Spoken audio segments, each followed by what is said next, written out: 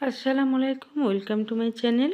আজকে আমি জালতি পিঠা আপনাদের সঙ্গে শেয়ার করব। আর জালতি পিঠাটা করার জন্য অবশ্যই কিন্তু চালের আটা নিতে হবে। আর আমি এখানে চালের আটা আগে থেকেই চেলে রেখে দিয়েছিলাম। আমি এখানে যে কাপে 2 কাপ চালের আটা নিয়ে নিচ্ছি, সেই কাপেরই আমি 4 কাপ পানি দিয়ে এই ব্যাটারটা তৈরি করে নেব। আর একটু স্বাদ মতো চালের আটার সঙ্গে নুন মিশিয়ে নেব। তা পানিটা কিন্তু অবশ্যই একটু গরম করে নিতে হবে, অর্থাৎ একদম যে ঠান্ডা পানি, সে ঠান্ডা ভাবটা চলে যাবে এরকম গরম পানি। আর পানিতে হাত দিতে পারবো এই রকম হাত ছোঁয়া গরম পানি। তাই এখানে একটু নুন দিয়ে আমি নুনটা চালের আটার সঙ্গে মিশিয়ে নিলাম। যে কাপের আমি পানি নিয়েছি, যে কাপের আমি আটা নিয়েছি, সেই কাপেরই আমি 4 কাপ দিয়ে দেবো। আমি প্রথমে 2 কাপ দিয়ে একটু ব্যাটারটা নেড়ে নেবো, তারপরে আবার 2 কাপ দিয়ে দেবো। 2 কাপ করে 4 কাপ পানি দেওয়ার পর যদি মনে হয় আর একটু পানি লাগবে, তখন আর হাফ কাপ পানি দিয়ে দেবো।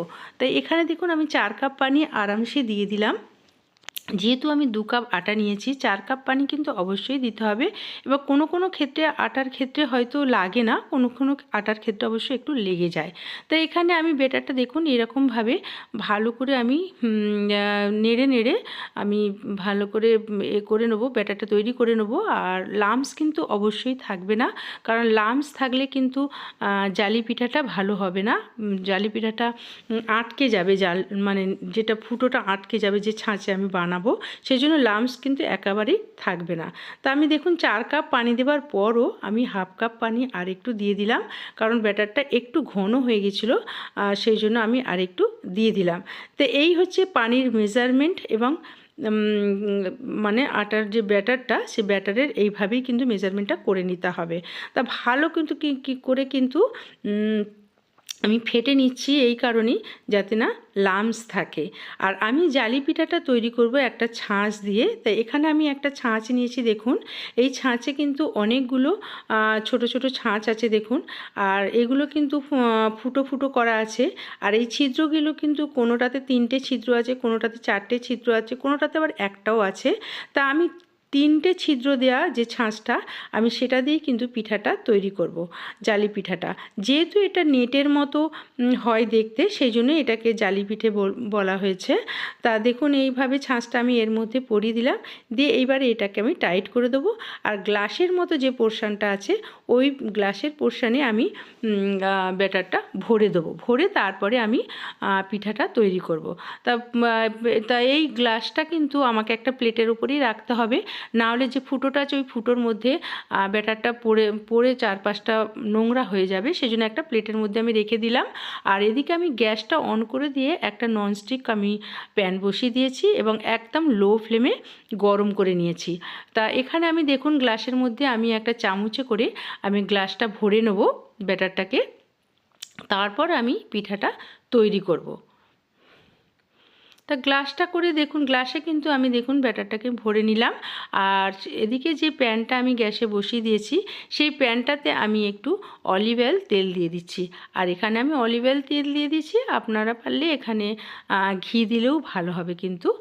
তা এইভাবে অলিভ অয়েলে একটু তেল দিয়ে দিলাম, আর একটা ন্যাপকিন পেপার দিয়ে আমি তেলটাকে একটু মুছে নেবো, চারপাশটা লাগিয়েও নেবো।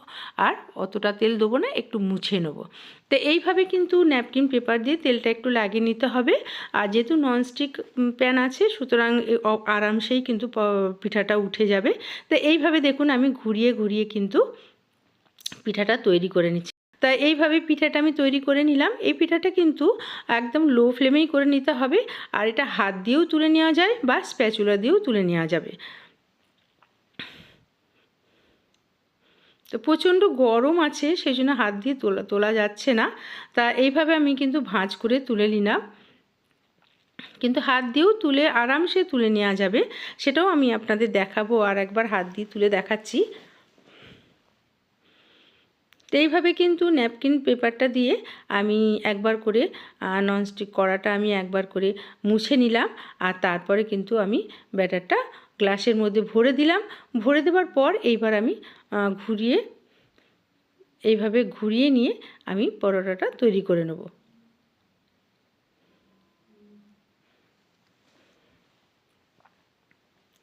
ফ্লেম কিন্তু একদম লো রেখেছি, লো ফ্লেমেই কিন্তু হবে, কারণ যেহেতু ব্যাটারটা একদম পাতলা টাইপের হয়েছে, আর ফ্লেম যদি হাই ফ্লেম করে দেওয়া হয় এটা কিন্তু পুড়ে যাবে, তখন কিন্তু আর খেতে ভালো লাগবে না, সাদা সাদা হবে না, একটা দাগ ধরে যাবে।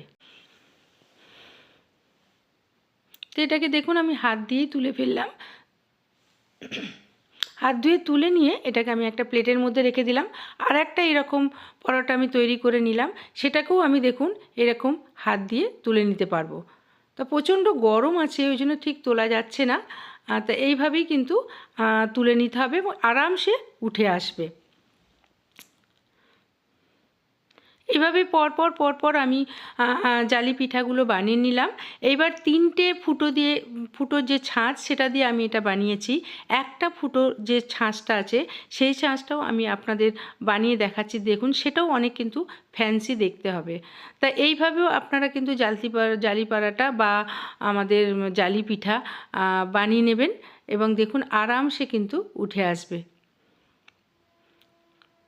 এবার আমি যেটা একটা ফুটো মাত্র একটা ছিদ্র আছে যে ছাঁচটাতে, সেটা দিয়ে আমি করে দেখাতে দেখুন এইরকমভাবে। এটাকেও আমি আরামসে হাত দিয়েও তুলে নিতে পারবো, আবার স্প্যাচুলা দিয়েও তুলে নিতে পারবো, কারণ যেহেতু এটা ননস্টিক করা আছে আরামসেই উঠে আসবে। তাই এইভাবে দেখুন আমি প্লেটে তুলে নিয়েছি। আমি আর একটা এইভাবে যেটা একটা ছিদ্র আছে সেটা দিয়ে আমি এইভাবে করে নিলাম। তা এইভাবে আপনারা প্লেটেও এরকম মিলিয়ে রাখতে পারেন, অথবা এরকম ফুলের মতো ছোট ছোট করেও রাখতে পারেন।